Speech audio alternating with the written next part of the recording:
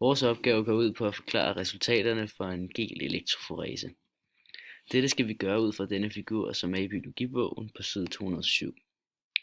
Gel-elektroforese er en adskillelsesteknik, der bruges til at separere DNA eller protein i en gel.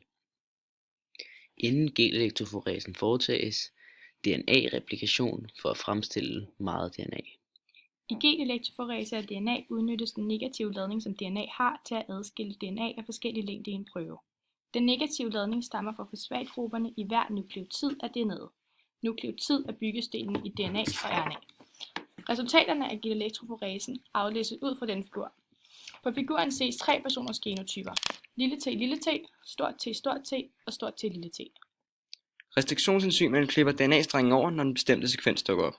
Det vil altså sige, at de DNA-strenge, der koder for den bestemte sekvens, bliver kortere og på den måde kommer længere i genen lavet af agarose.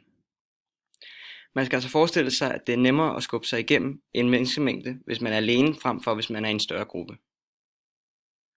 På figuren er der et kontrolforsøg til alle 3 forsøgspersoner. Vi kan se, at det dominante gen T koder for sygdommen, eftersom det kun er T, der er klippet over. Dette resulterer derfor i, at personerne med TT's DNA kommer længst, fordi begge DNA-strenge er klippet over af enzymet.